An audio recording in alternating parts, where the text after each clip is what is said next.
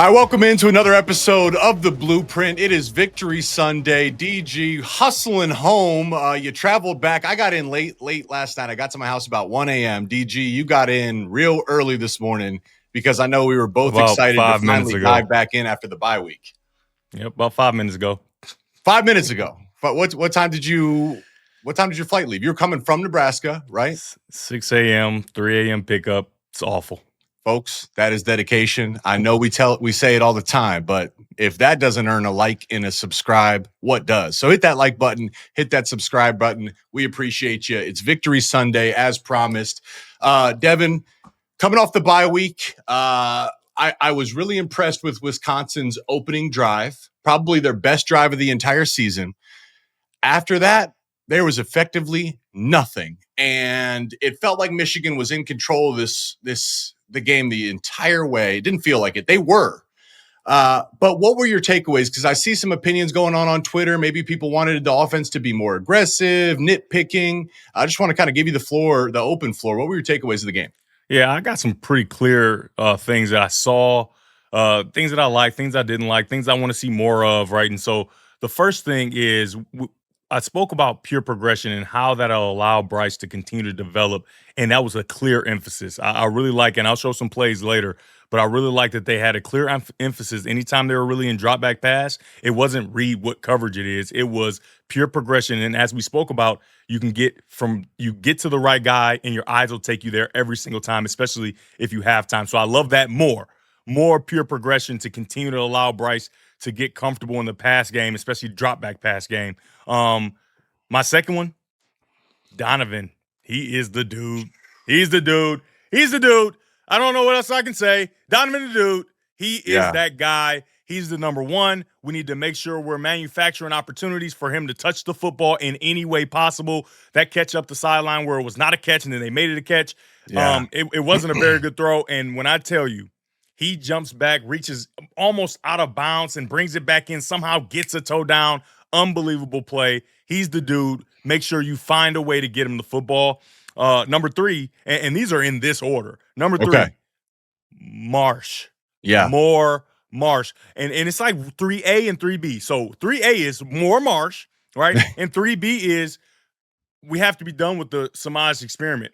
Yeah. Anything that Samaj is getting, that should be Marsh's opportunity, right? The bubble screens, the reverses, different things like that. This kid, if he can get comfortable by the end of the year, we'll have a 1A, 1B. We'll have a 1A, 1B. So I think that Marsh has to get more opportunities. And not just because of his talent. His talent is evident, right? He's playing and he's showing that the moment is not too big. But what people aren't going to know about that we're going to tell you, his blocking. I'm sitting here, I'm watching the film. And I catch myself like, wait, why am I just watching him run down the field and block? Yeah. I mean, violent intensity. Looks like Roy Roundtree, Junior Hemingway back in the day. Like, I really enjoy watching Jeremy Gallen, watching him block these guys and give everything. That's a team player and somebody you definitely want to have. You want to reward with opportunities. And it's different for a young guy. You don't usually see young guys dedicate themselves like that. And the last one, got to take some hits off Bryce. Right? Yeah. The throw he threw to Samaj where it was a wobbling duck, and I looked in the film and I zoomed in. The play before he had got hit, and he was flexing his right hand really aggressively, right? And that's usually like a stinger type of thing. I've been there, and you get your hand all numb, and so you see him sprint out, and he chucks it over his head, and it's wobbling. Well, that's because his hand wasn't working at the time, right? Yep. So you got to start taking some hits off Bryce, right? That's fourth in the progression of what I wanted to see happen. However, right, you got to figure out a way to do that. If he's going to be able to scramble and move around, you got to take some of those design runs out so that you can protect your quarterback and he can last the entire season.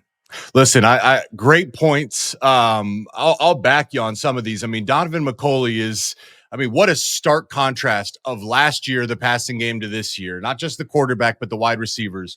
McCulley, that's a guy you can win with because the 50-50 balls, the best teams, they take the 50-50s and they swing it to 60-40 or 65-35 or even 70-30. And he's got such strong hands, such big catch radius, and he plays strong through the point of attack.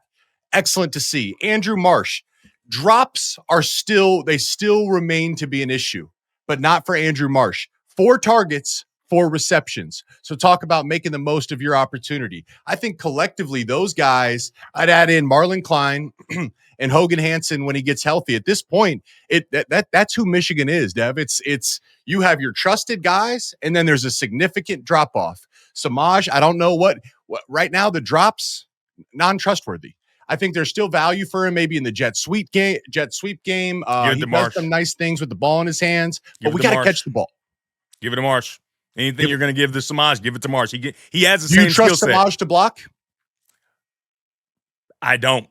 I'm watching. It's a play that we're not going to show. However, it's a play where it's a pass play with the run element, right? So and him and Marsh are right next to each other. Marsh runs his route, he sets up, and Samaj runs his route. Marsh sees that the ball's been handed off, and when I tell you he gets positioned right away, and Samaj is kind of just like leaking, like, oh well, I was running a route, I can't, and you just can't have it, right? You just can't have it, especially when a freshman's doing it. Right now, if nobody's doing it, okay, there's a little more leeway, but that freshman understands, right? So if the freshman understands, the junior has to, and if he can't, you got to figure something out. But the touches, Marsh has to touch the football because I'm just telling you, he's already a threat. But he could be a real threat by the end of the year. And you know what we're all working toward. Right. You're working toward beating Ohio State, and you need as many weapons as you can, feeling as comfortable as they can. And that's the way to do it. He has to touch the football. 100%. And I agree with you on the broader conversation, which is, hey, listen, Michigan's very much a playoff contender. I mean, especially when you look at the broader landscape, teams are dropping. I mean, it is, we're going to see some 3-loss teams that get into the playoff, but Michigan, they're not talented enough, particularly at the skill position, to overcome these mistakes. So I more targets for McCulley, more targets for Marsh, more targets for Klein, and then the rest of you guys, you got to earn the trust. Another guy that impressed me, Dev, I would add him, Justice Haynes. I mean, we talked about potential Heisman conversation. Let me just read this to you, Dev. First 5 games as a Wolverine. Here's his stat lines: 165 yards, 3 touchdowns. 120 yards, 1 touchdown, 120 yards, 1 touchdown, 161 yards, 1 touchdown, 117 yards and 2 touchdowns. He runs with strength. He's got breakaway speed and pop in the open field, great contact balance, great vision. Jordan Marshall is a great counterpunch, but Justice Haynes, to me, very much should be in the Heisman conversation and is clearly one of the best backs in college football. I think the offensive line, you have to separate. At times in the run game, they're a good offensive line. Certainly, we've seen bad offensive line play across the conference. Michigan's got a good offensive line, particularly in the run game. Pass protection is struggling, and you're going to get your young quarterback beat up. And I saw happy feet in the pocket. I'm excited to see your breakdown. It's not just the physical aspect. You're breaking him down mentally. One glaring play was the 3rd and 1. Where it was just the Michigan bread and butter. Everyone in the stadium knew what was going to happen. You get into a quick pistol, it's a pinch block, you hand it in the A gap, and we saw Blake Corum just consistently move the sticks. The issue with this offensive line, when it's 3rd and 1 or 4th and 1, what pinch doesn't mean move lateral. You have to move forward. Michigan's entire offensive line moves lateral. Guys are getting knocked back.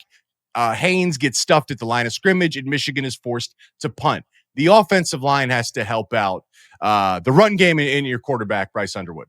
Yeah, of course. And that was something that was automatic, right? Automatic. 4th and 1, 3rd and 1. What are we doing? Especially against a Wisconsin team where their linebacker play is bad, defensive line, they play beyond themselves. I think the defensive line did in that game. However, the linebackers were not very good, just like it had been all season. And in those situations, it's like, you look away from the TV because you think it's a certainty, and it just isn't right now, and they have to fix that. Yeah, no, 100%. Good thing is you get a win, and the context is Wisconsin had the top run defense in the Big Ten, I think college football, all of college football. So they were one of the best run defenses in college football. So it was going to be a challenging test.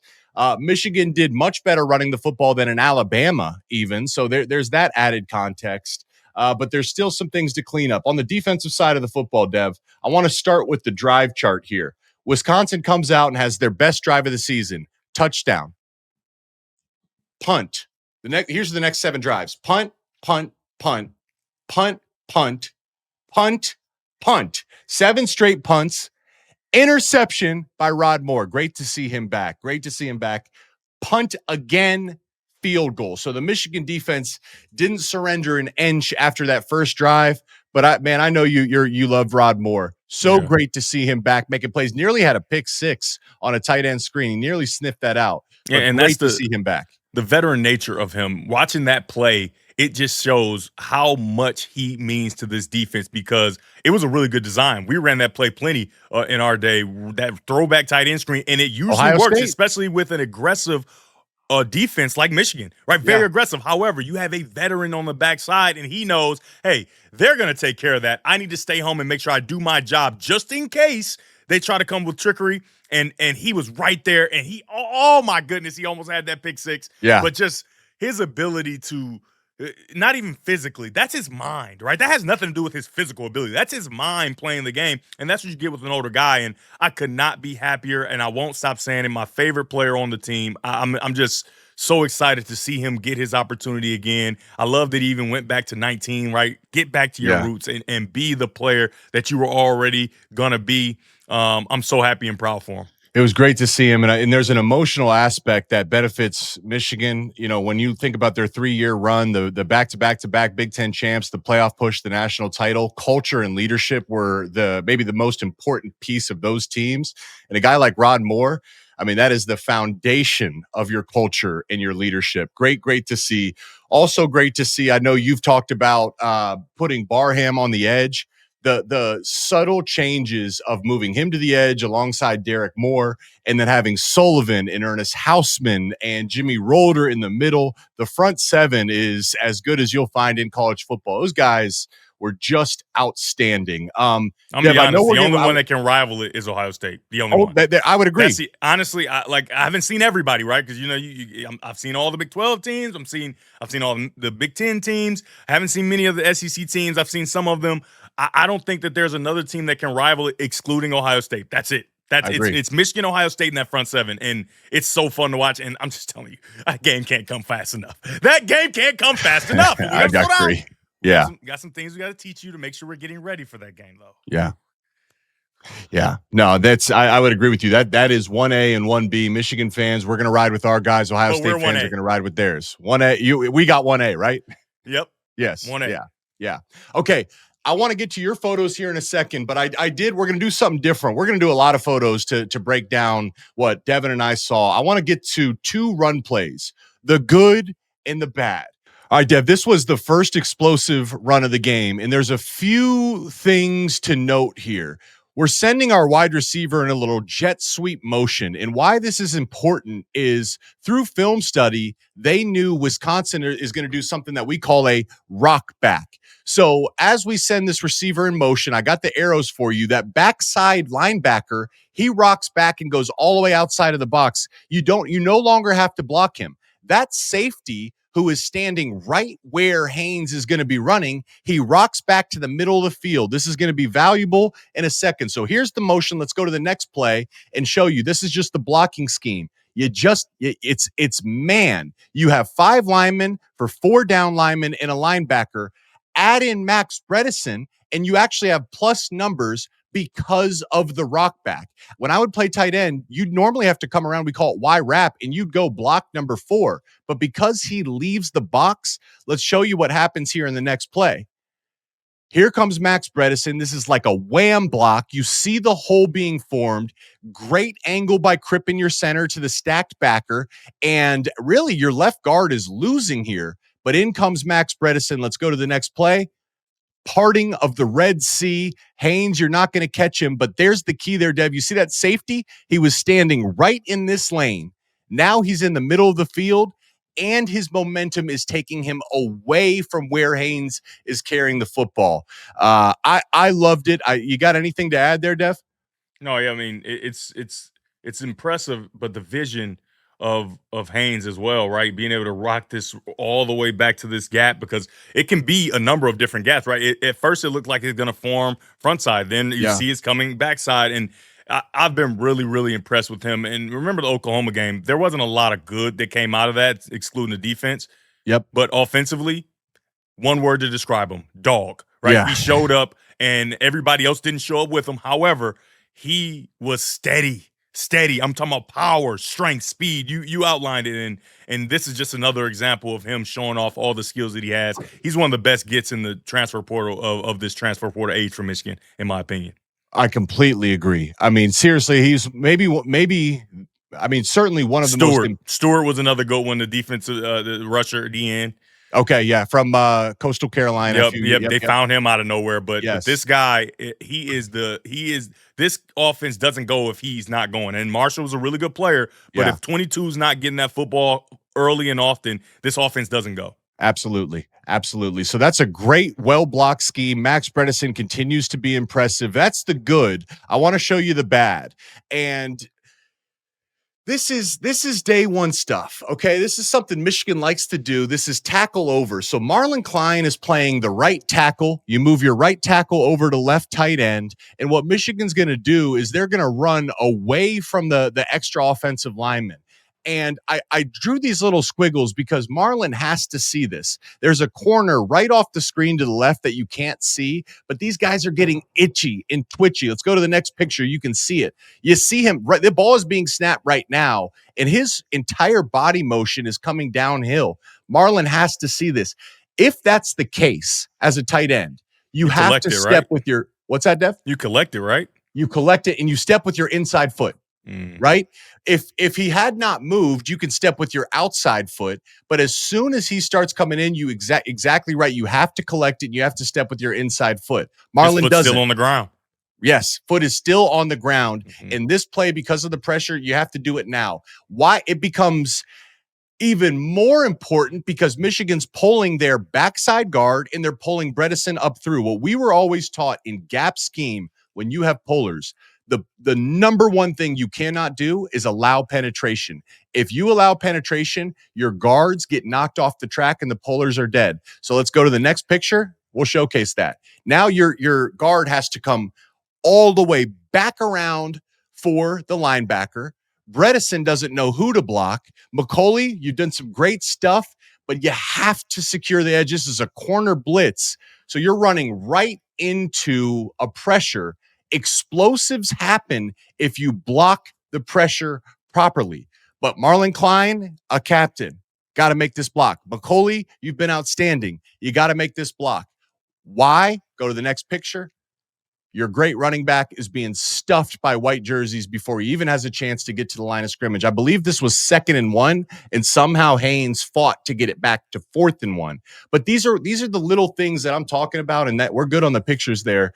But these are the little things, Dev, of like the fundamentals. Coming off a bye week, you can get away with it against Wisconsin. You might be able to get away with it against USC because their run defense isn't the best.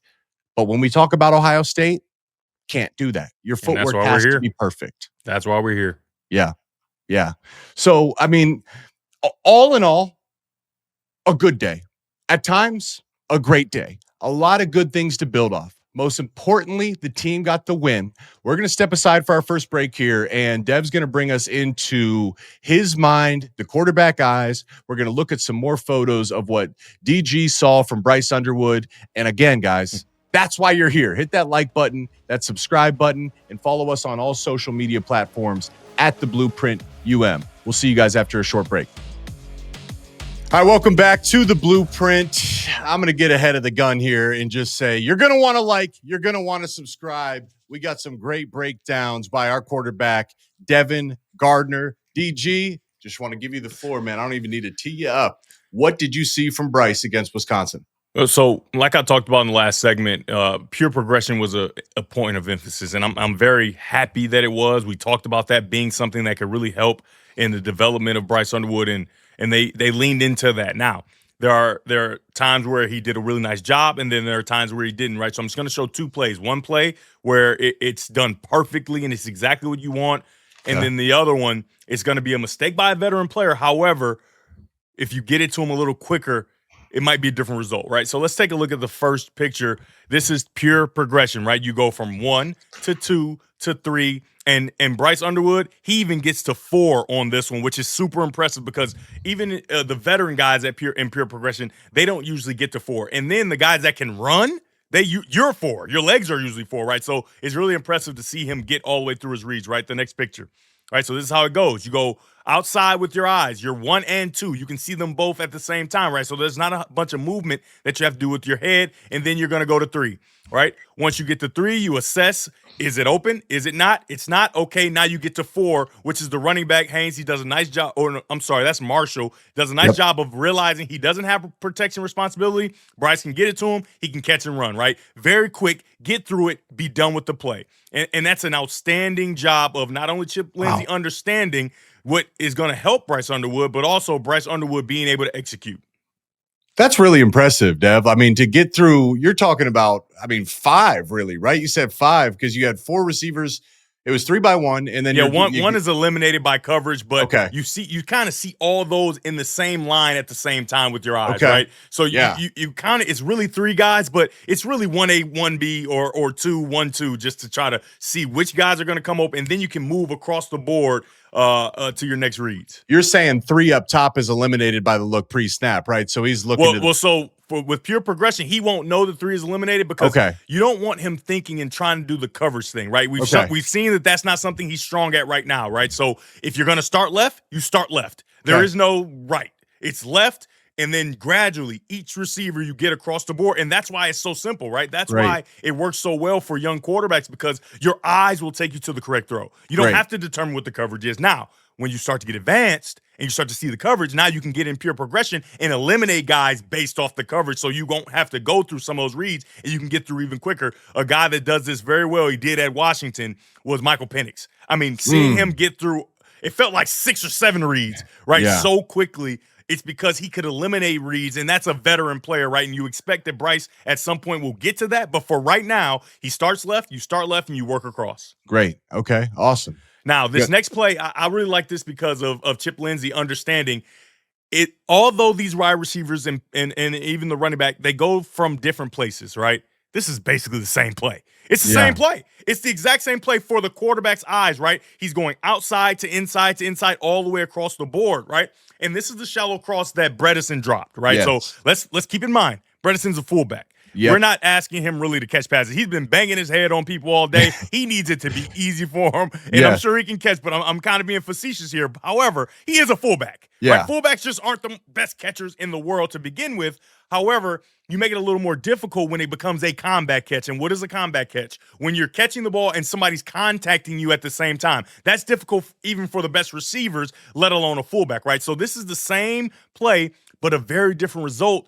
And though it's a drop, it's because of the footwork and eyes of Bryce Underwood. And now, in his defense, he has been under pressure some throughout the season. And that's what you don't want. The psyche, you want him to stay confident that he can stay in the pocket and make plays, right? So here's the snapshot of the play and how it should go. 1, 2, 3, 4, right? It starts well on this next shot. 1, very good. That's exactly how you want it to start. But then it starts to go bad, right? On the next play, on the next photograph, he starts to run right. Or run left, and it was weird. I'm like, where is he going? Why is he doing that? Because the protection, you can't say this a bunch, the protection is perfect. It's exactly what you want, right? A lot of space for you to see and navigate in the pocket. The running back is already out super early because he sees, oh, they got that handled, right? Yep. So he starts to run left, right? And as you can see, Bredesen's on that shallow cross, and he's doing a nice job because it's zone coverage. Even though he's a fullback, somehow he understands that he needs to set up in that empty zone. Fullbacks just don't understand that. But he understands that he does a nice job, right? Next clip. Now he starts to run back. But this is the time the ball should be out, right? He's settling down. That ball should be on him right away. And look at the space he has between all the defenders, right? There won't be a combat catch now. And I trust. I know I said fullbacks don't usually catch. I trust that he'll make this catch if it's not a combat catch. However, Bryce is starting to move back into the pocket that he left for no reason, essentially, right? So move on to the next one. Now it's late. Right now it's late. The corner's looking him up. He's in the flat. He's about to come and punch that ball out. And I'm just telling you, when you play even better corners, that's going to be interception. Right? Because he's gotten a chance to really see what's happening. He's going to break on that, and it's going to be bad news for the offense. So that's 2 plays, very similar in concept. However, 2 different results, and you want to see the consistency from Bryce Underwood. The consistency. Now, I gave him a pass on that throw that he threw over the head of Samaj. He had some air throws, but the one he threw over Samaj's head, that was a duck. that was his arm was hurting. Yes. I'm telling you right now, he's flexing his hand. I've been there. You're numb. I remember in the Northwestern game at Northwestern. Yep. Remember that overtime game? I felt like my arm was dead, but there are no other options. You got to stay in the game. And I respect his toughness. However, situations like this, you need consistency. Yep. Dev, I want to ask you a question. Can we go back a few photos to when it was the one where you were talking about, I think it was the second photo. I want to ask you here. If we could go back just a few, not this one, it was the wide shot. Yeah, right there. Okay. So what you're saying, Dev, is had he just taken his drop, if he didn't leave what was a clean pocket, right now he should be one hitch and banging it on Bredesen. But because he vacated, his feet aren't ready. He's not ready to throw. Yeah, he's not ready, and he's honestly not looking at it, right? Okay. He's starting to run out where if he stays in the pocket and just like the other one, he might have been able to get to the running back. That might be a better option because he's got more distance between the defender and him. However, you want to get it to 3 just because 3's open, right? In progression, we don't want to skip guys that are open. You throw it to the open guy. And we don't know or not because of his movement. The linebacker kind of pulled toward number 2. Yeah. Maybe if he stays there, he might be able to get to 2 as well, right? Maybe. So we don't know because when he moves, the linebacker moves and it kind of closes the window. However, if we just stay there, we have to find a way to get to number 2 or number 3 or even number 4 like we've seen him do. And the thing is, I'm encouraged because we just showed a play that he did it perfectly, right? So he's capable of doing it. Yeah. We just have to see the consistency.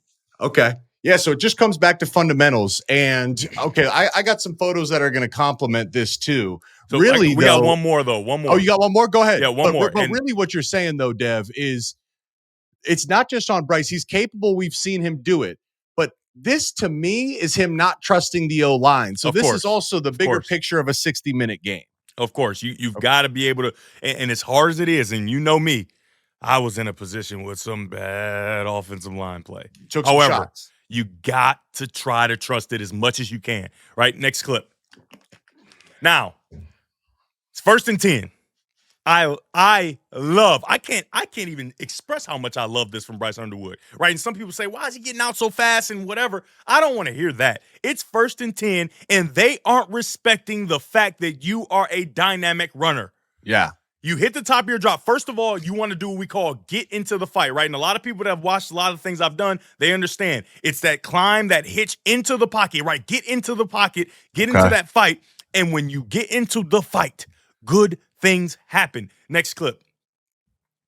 Right? He gets into the fight, and look what he has, right? It's 1st down. He's going to go get 6 and set up 2nd and 4, right?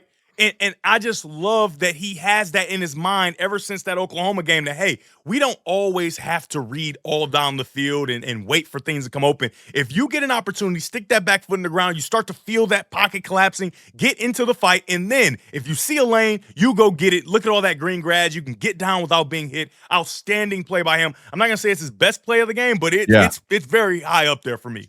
Are you concerned at all that his eyes seem to go down early to me or not? You're saying because it's 1st and 10, go take the yards. So his eyes do go down early. I don't think this is one of those cases, right? As he's dropping back, he's looking straight down the middle of the field here, right? Okay.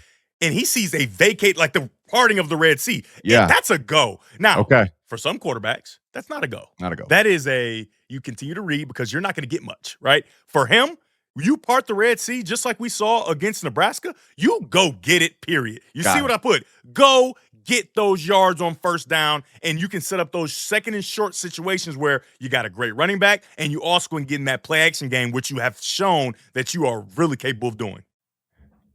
All right, Dev, I wanted to show you this other play, very similar of what I was kind of curious about and curious to get your thoughts of knowing when to be a runner and when to take your eyes down. So let's pull this one up. This one's 3rd and 8, and you can see Wisconsin double A gap look up top. Let's go to the next play.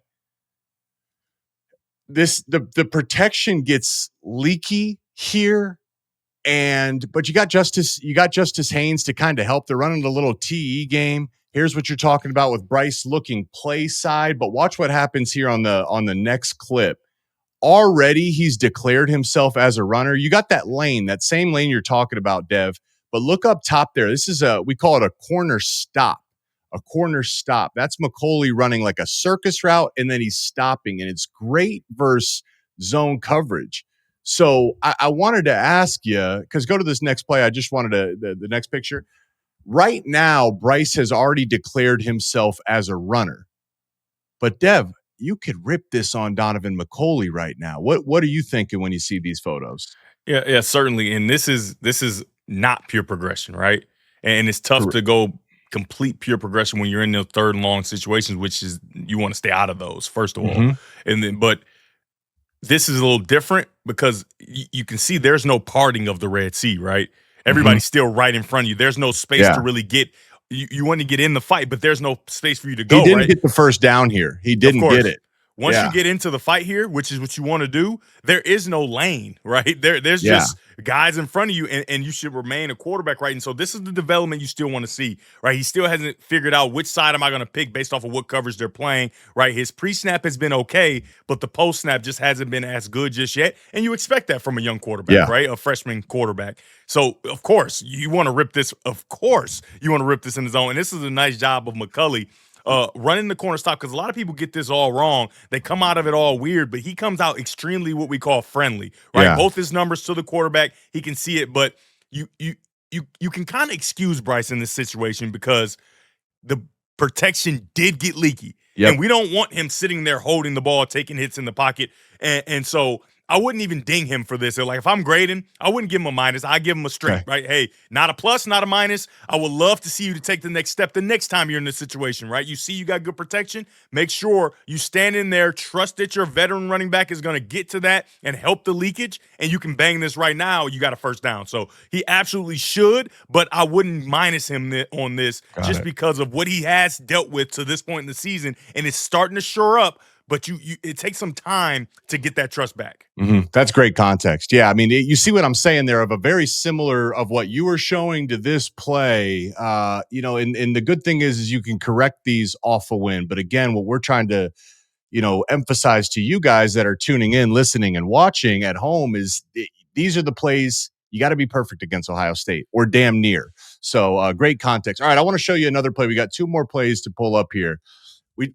I don't want to be ripping on Samaj all show, Dev, but I'll roll through these and then you take me into the mind of the quarterback. This is quite clear. It's a very clear picture. Wisconsin, they bring pressure down in the red zone. Michigan is in the red zone.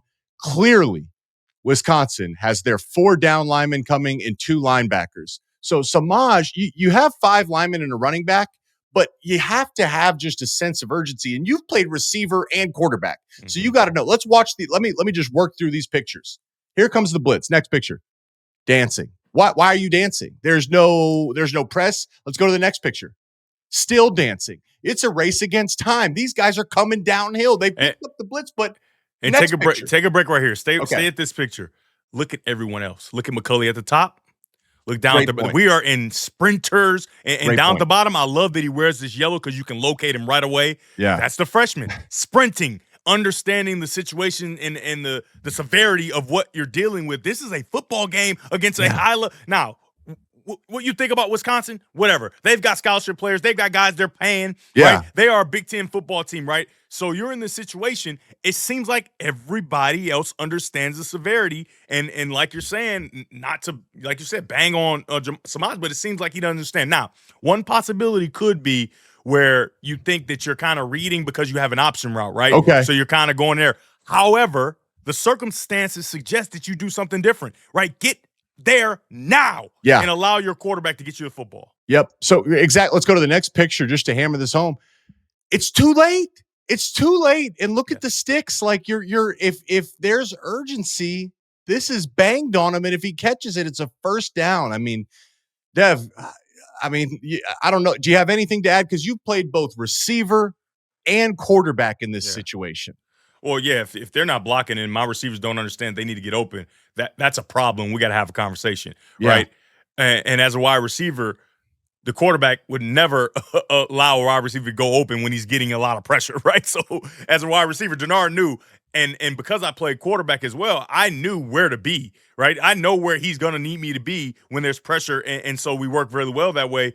Me never playing receiver in my life, that's why I was able to be successful, because I just knew the urgency of different situations. There were a number of times where I didn't run my route. I got to the spot that I would get to if I had run the exact route, but I would get there faster the way I'm doing it. You know what I mean? Yes. Which, not suggesting that they do that, follow the rules. However, I had a rapport with Denard, and so I was able to do things like that. But for Samaj, you just got to know you're a junior. If you're a freshman, I get it, right? You don't really know the severity. You don't get it. However, the bar is being set high because number 4 is also a freshman, and he does understand, right? So it's kind of, I'm torn. It's like, okay, a freshman, you don't understand, but he seems to understand, right? So as a junior, I can't give you any grace. And it sucks because, Samaj is still a developing player, but if a freshman is doing it, you can't give grace to someone who's been in the program for 3 years. And so he's got to get there quickly and help his quarterback. Look, there's a lot of good things at Michigan. This is the challenging thing, is you're held to a high standard. I just want to, can we go back to the very beginning and let's just go through these photos one more time, just to hammer it home. 1, 2, 3, 4. To be clear though, too, him dropping the football makes this even worse. Like, it makes it glaring, right? So we probably don't, you probably don't even pick this out if he's catching the football. Right? Because, hey, this is just like a kind of a simple mistake, but you can't not block aggressively, not catch the football, and then also in these urgency types of moments, kind of lollygag like you described it. Right. I mean, it's across the board. It's a standard. Yeah. So here it is. You're seeing pressure. I'm sure the viewers at home, you can see it. Let's go to the next photo. But pause. No, let's go back. Because we highlighted everybody in that sprinter's position when they were running. Look at how everybody's leaned over, ready to run, and Samaj just standing straight up like he's about to run bubble screen. Great point. Yeah. Right. That's your stance is even like too cool for school. Dancing. Next photo. Dancing, where my quarterback's going to get smoked. We need you. You're our hot answer. They're not hot, but we got to go. Next photo. Too late. So there's hammered home. And then, Dev, I got one more photo for you. And again, you've been giving us such great context. I circled this because this is what happens with Michigan. You got an 8-man box, 4 down linemen, couple linebackers. You got a corner that's playing down inside the box. That's still tackle over. That's an extra offensive lineman on the field. So that corner for Wisconsin, I mean, he's eligible, but that's an offensive lineman there in the left tight end position. Okay, 8-man box. Let's get into play action. Next photo. Here it is. It's like a dagger wheel concept. So you got McCulley up top running the dig. What's that, Dev? I remember this. Yeah. Okay. So, yep. You probably know where I'm going. Let's go to the next photo. Here comes the play action, and you got to certainly should be the dig. You're right. And it was a heck of a throw, heck of a catch. But you can't live in that space. But what's that? You can't live in that space. Right. That's my guys are just better than your guys' space, and we're just not at that point yet. Michigan's not at that point just yet. At some point, the guy he's throwing to is going to just be better than everybody else. Right. So it doesn't matter if he's covered. It doesn't matter if the coverage suggests you don't throw it to him. You still can throw it to him. And I love that this play is made and it's great. But like I said, you don't want to live in this space. You got to play football the way it's meant to be played. You got to rip this dig. Not to mention, it's number 1. Yes. Get it to him. Yep. Yeah, I mean, just to even go another step further for our viewers at home, like this, if you just look at Andrew Marsh up top, that's the Wisconsin defensive back. He's in perfect position, right? I mean, this is, you have to throw a back shoulder here if you got a chance, and he did, and it was great. But this is your number 1 read, is this in-breaking route dig, which is wide open, especially with anticipation. You look at the red, your running back's out in the flat, so that linebacker is going to continue to widen. This hitch should be ripped right inside that hash to McCulley for a chance to catch and run, Dev, right? Yeah, it's exactly right. But like you said, he's still growing, still figuring things out, and these are things that they're going to revisit. But I want to give a credit to Alford, the running back coach. These running backs, not only are they standing and protecting when they're supposed to, but they're getting out quickly, because this play doesn't work if you don't have that flat control, because the running back gets out quickly, right? It's not a scat protection where he's just getting out automatically. He has to do protection first and then get out. But if he gets out quickly, it opens up for that dig. And I'm just telling you, after watching McCulley on that slant force his way for his first touchdown, he said, listen, I'm not staying out of the end zone no more. Yeah. I'm getting in the end zone. Yep. If he catches this, he's running around the edge. He's getting in the end zone for sure. Yes. Yeah. Yeah. He was hungry, man. That slant where he took it to the end zone, that was a hungry play by him. He's sick of not getting in the end zone, period. Yep. The good thing is it's here. It's there. And there's potential to learn. It's a little here, a little there, but it's some of these photos are just to highlight it's the other 10 guys. It's the protection, it's our receivers, it's the other 10 that have to help out Bryce as much as he's helping out himself. So I hope you guys enjoyed that breakdown. Would love to hear some comments from you guys. Are you give us some feedback. Are you grasping it, or do you guys think you're learning things? Are you starting to see the game in a different light? I mean, Devin's taking you right into his eyes and his mind as a quarterback. You're not getting that anywhere else. So please hit that like button and the subscribe button. It helps us a lot. Share it with your friends. It helps us a lot. We're going to step aside, final break here, DG, and then we're going to preview the USC game. Very important to note, road game for Michigan. We have seen some crazy upsets. And time zone change as well. Is scary. Yes. Yeah. All right. Final break. We'll see you guys on the other side. Previewing Michigan at USC. All right. Welcome back into the Blueprint on Victory Sunday. You guys are probably watching this on Victory Monday or Tuesday or wherever it is. But by the time you're watching this, the Michigan Wolverines will have already turned the page, and they'll need to because they are facing a big-time test. One, you're going across multiple time zones. You are playing a dangerous USC Trojan football team. I know you are really high on their quarterback, Mayava, and their wide receivers. What are some of the things you're looking for in this game, Dev? Yeah, Mayava is very scary because all defenses struggle with a guy that can run and pass, right? Mm-hmm. And he's very similar to their former Heisman Trophy winner, except I think he's further along in reading defense. Caleb Williams is who you're playing here. He's further along reading defenses, right? It didn't always look to me, and you can see it in the NFL now. It didn't always look to me that Caleb Williams truly understood what the concept was. He was just the best football player on every single field he's ever been on, right? Yeah. And so now it's kind of glaring in the NFL. But for Mayava, he's not always relying on his ability, but he does have that ability. Right, the ability to break the game as a runner and then also move around, make plays downfield in the pass game. But he does play on schedule from time to time, and I think honestly, Riley's in heaven because he was vocal about it. You know, we can tell it now because it's past. And when we talked to him at the Fox seminar, he was saying it's good to have a guy that does what you're coaching him to do. You know what I mean? Yeah. It's good to have a guy that's on schedule when you're able to be on schedule, right? And so he has that in Mayava, and he's a humble guy. He's a really talented football player, and so he's very dangerous, but he can't do it alone. His wide receiving core is elite. And while we're in the break, you said this is like a mini Ohio State preview, especially for them offensively. Yep. And I can't agree more. Mm-hmm. I couldn't agree more because now for Michigan's offense, there's going to be some pressure because you're not going to just be able to be pedestrian and walk out of L.A. with a win. Right, you're going to have to make some plays. You're going to have to be on time with throws. You're going to have to make some of those third down opportunities, and you can't have those mistakes where you go for it in your own territory and don't get it because now you got an explosive offense that's confident, that's playing really good football, and a quarterback that really believes in what's going on in his second year in the offense.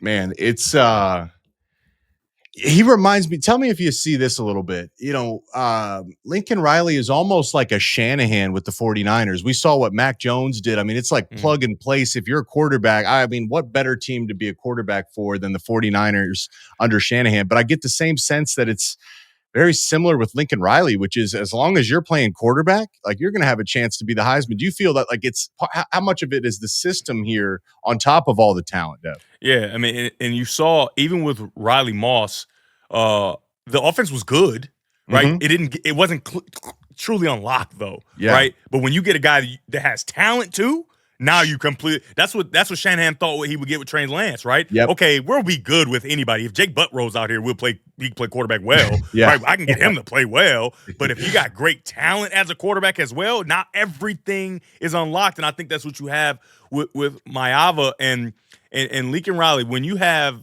2 Heisman Trophy winners, then your next guy is a Heisman Trophy runner-up, and now he's a Super Bowl MVP, right? When you have that, you have to say that he is on that level as far as making sure that quarterbacks have success in his offense. It's a very quarterback-friendly offense, and I've got some insight from some guys that have already played for him. They said nobody talks to the quarterback except for Lincoln Riley. Wow. Right? So there's not a lot of noise in the guy's ears. Like, it's Mayava and Riley. It's whoever and Riley. It's whoever the quarterback is and Riley. There is no outside conversation, wide receiver coach input. You know how that goes, right? Tight end, running back coach, you should do this. There is none of that. And Riley's very strict on that, right? So you get a guy that's completely focused on Mayava, and I'm just telling you, our defense is going to have a real test. And those young defensive backs, they've had the chance to grow up because of the rush of our defensive line and our front seven.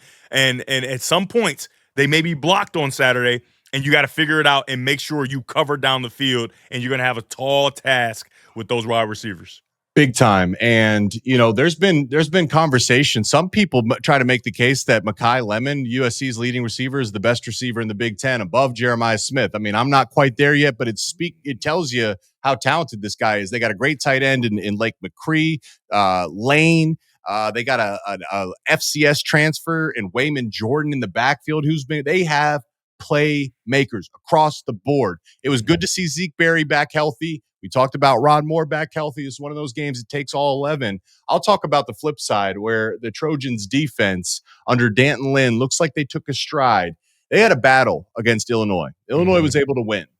Why? Well, let's talk about it. USC's defense is built fully on disruption, Dev. So here it is. They're kind of average in the run game. They're number 9 in the Big Ten Conference in rush yards allowed per game, number 10 in yards per carry allowed defensively. So I think Michigan's going to be able to run the ball. Illinois ran it right at them, downhill, A-gap runs right into the teeth of the defense and said, we don't think you can stop us. I believe that's going to be Michigan's game plan.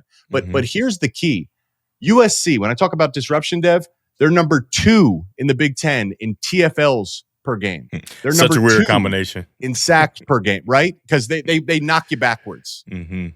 Dangerous. And that's you can't. We talked about in the previous segment. Michigan can't live in that space because Bryce Underwood isn't ready for that just yet. Yes. Right now, from time to time, will he make plays on those third and long situations? Absolutely. However, you can't consistently live in the behind the chains arena. You just can't do it just yet.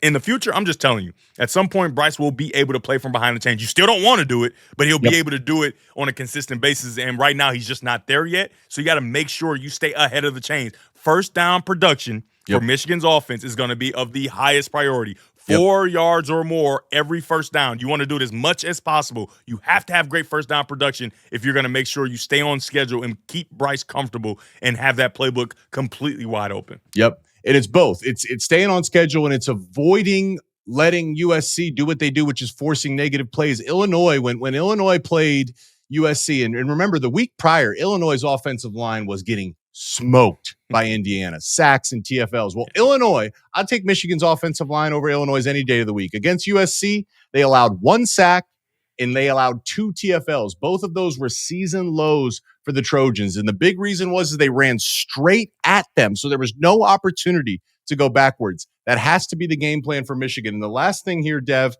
discipline. USC, 132nd in penalties. That's the 5th most penalties per game. They beat themselves. Michigan, don't beat yourselves. On the road, snap counts. I'm sure there's going to be a ton of Michigan fans out there in LA showing up. They can't beat themselves. But, Dev, here's the next 3 games. This is why it's so important. Obviously, it's USC. Then you got Washington at home with Damon Williams and Denzel Boston and Jonah Coleman. Then you got Michigan State with Childs and Marsh, and they got great weapons. The next 3 games are tests of quarterbacks and offenses and wide receivers. So this is kind of the season, right? Let's get warmed up. Let's go. You had your chance to grow, and now you Michigan fans, we expect you to be there, right? So you had your opportunities. We gave you the answers to the test here, right? We told you what you need to do. You kind of changed some things. It seems like you're watching the show. I don't know. But listen, you got to be there now, and you get an opportunity on Saturday. Yep. It's going to be fun. It's going to be fun. They've done everything with their youth at the quarterback standpoint. Chip Lindsey looks comfortable. Wink Martindale is Wink Martindale. Dominic Zavada, it's very similar to Samaj. We hold you to a high standard. Can't have missed field goals. Okay. These next 3 games and going later into the season, the margin for error gets thinner and thinner. The urgency to elevate your play gets greater and greater. So I'm excited, man. It's going to be a fun weekend. Big test on the road for Michigan. I believe they're fit for it. But Dev, great stuff today, man. Great breakdowns. We will see you guys next week on the Blueprint. Turn on the notifications, okay? Not just like and subscribe. Turn on those notifications. We're going to be getting these podcasts out as early as possible so you guys can get a refresher on the week's prior game and, what we're doing, a little early in the week preview of the upcoming opponent. So, Dev, great stuff, man. It's great to see you. Thank you guys for tuning in on the Blueprint. We will see you next week.